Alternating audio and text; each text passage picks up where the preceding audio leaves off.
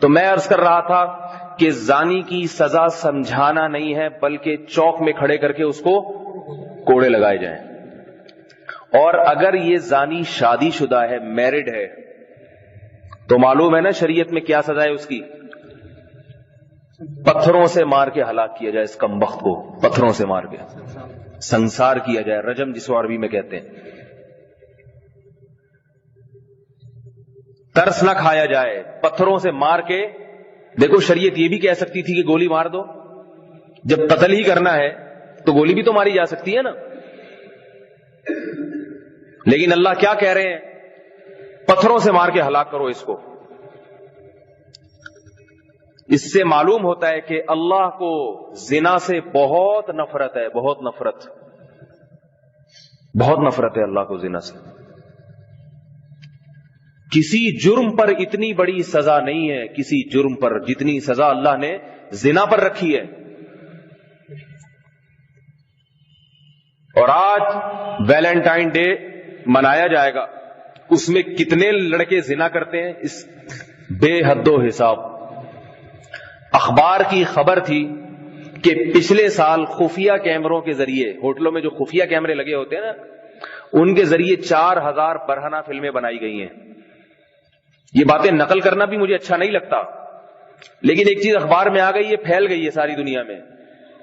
اور یہ وہ خفیہ کیمرے ہیں جن میں لڑکی راضی نہیں تھی فلم بنانے پر, مگر مختلف کمپنیوں نے ہوٹل والوں کو پیسے دیے کہ آپ خفیہ کیمرے لگا دیں. پھر آپ بتاؤ ان لڑکیوں کی جب یہ فلمیں انٹرنیٹ پر یا باہر آئی ہوں گی تو ان پر کیا گزری ہوگی؟ کئی خودکشی کے واقعات ہوئے. نوجوان لڑکی کو بیوقوف بناتا ہے اور لڑکی بڑے آرام سے بیوقوف بن جاتی ہے, اس کی ویڈیو بنا کے بلیک میل کرتا رہتا ہے. اور ہماری لڑکیاں بیوقوف بن رہی ہیں آزادی کے نام پہ. مجھے نہ لڑکوں پہ افسوس ہوتا ہے نہ لڑکیوں پہ, کیونکہ لڑکا بھی ٹھرکی ہے اور ٹھرکی کو ہدایت اللہ ہی دے سکتا ہے, یا ڈنڈا چلانے کا ہمیں طاقت نہیں ہے. اور لڑکی بیوقوف ہے. حیرت ہوتی ہے لڑکی کے والدین پر. لڑکے کے بارے میں تو کہہ سکتے ہیں نا کہ ہمارے دسترس میں نہیں ہے, صبح جب جاب پہ جاتا ہے تو ہمیں نہیں پتا جاتا کہاں ہے یہ.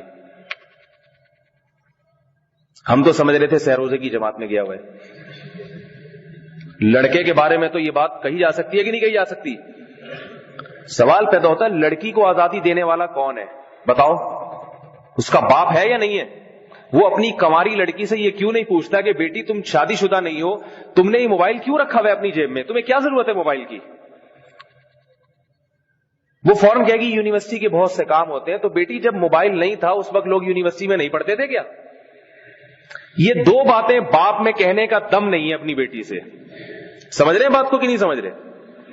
یہ دو باتیں کہہ کے باپ بیٹی کے ہاتھ سے موبائل لے لے, آج کے باپ میں اتنی طاقت نہیں ہے. اور میں کہتا ہوں ایسے باپ کو خودکشی کر کے مر جانا چاہیے. میرا خیال اب سمجھ میں آ نہیں رہی. یہ سارے فسادات کہاں سے شروع ہوتے ہیں؟ موبائل سے ہوتے کہ نہیں ہوتے؟ ان نون نمبر سے ایس ایم ایس آ گیا, اس نے اگر شرم والی لڑکی ہوگی, شرم و حیا والی, تو پہلے وہ ڈیلیٹ کر دے گی ایک ایس ایم ایس, پھر دوبارہ آ گیا ڈیلیٹ کرے گی, 10 دفعہ کے بعد کہے گی پڑھنے میں حرج کیا ہے. یہ شرمیلی لڑکیوں کی بات کر رہا ہوں, ورنہ آج کل اگر پہلا ایس ایم ایس آیا تو یہ انتظار میں بیٹھی تھی کہیں سے آئے تو پھر میں رپلائی کروں اس کو. جو لڑکیوں کے آج کل حالات چل رہے ہیں, ابا کو پتہ ہی نہیں ہوتا کہ یہ رضائی میں کے اندر یہ موبائل پہ ہو کیا رہا ہے. وہ بیٹھے ہوئے ہیں قرآن مجید کی تلاوت فرما رہے ہیں, ان الذین آمنوا وعملوا الصالحات اولئک هم خیر البریہ. وہ کہہ رہے میری بچی ہے, خیانت نہیں کر سکتی میرے ساتھ, بہت نیک ہے. بھائی آپ بدگمان نہ ہو, لیکن آپ اس سے پوچھیں بیٹا کیوں موبائل کیوں ہے تمہارے پاس, کیوں ہے؟ ہم نے زندگی گزار دی, ہمارے پاس نہیں تھا.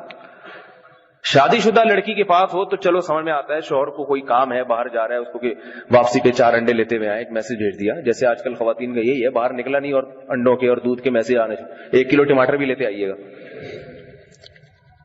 سمجھ آ رہی ہے بات؟ کیونکہ گھر آئے گا تو پھر جانا پڑے گا اس کو دوبارہ. اول تو میرے پاس شادی شدہ خواتین کے بہت سارے کیس ہیں, شادی شدہ میرڈ خواتین کے بہت سے کیس ہیں.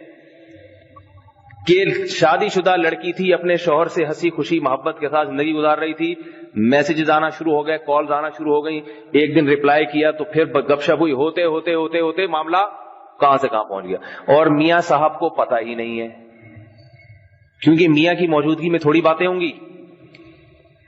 یہ صاحب آفس میں بیٹھے ہوئے ہیں، گھر آتے ہیں، ان کو ٹائم پہ کھانا مل رہا ہے، ساری باتیں خواہشات پوری ہو رہی ہیں. جب معاملہ ان کے ہاتھ سے نکلا پھر میاں صاحب کب کبانے لگے، وہ کیا رہا ہے بھائی، ٹھیک ہے نا. پھر جب موبائل لے کے پڑھا تو پتا چلے تو بڑا لمبا حساب کتاب ہے. کیا بتاؤں، برائی کے واقعات نقل کرنا بھی برائی کی اشاعت ہے، لیکن یہ اتنے ہو رہے ہیں.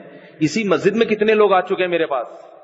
ایک صاحب کہنے لگے مولوی صاحب 3 سال کے بعد مجھے پتا چلا کہ میری بیگم کا موبائل کے ذریعے 3 سال تک کسی غیر مرد سے رابطہ رہا ہے، 3 سال تک پتہ ہی نہیں چلا، پکڑی نہیں گئی.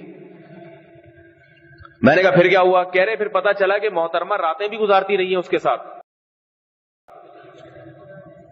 میں نے کہا اب کیا کروں میں؟ کہہ رہے مجھے اب یہ ہے کہ یہ دو بچے جو ہے نا یہ میرے ہیں یا اس کے ہیں مجھے نہیں پتا.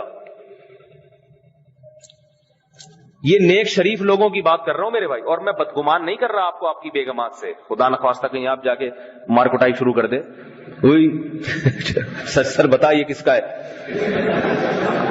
بدگمانی شریعت میں جائز نہیں ہے، لیکن بات یہ کہ یہاں تک نوبت پہنچی کیوں نوبت یہاں تک؟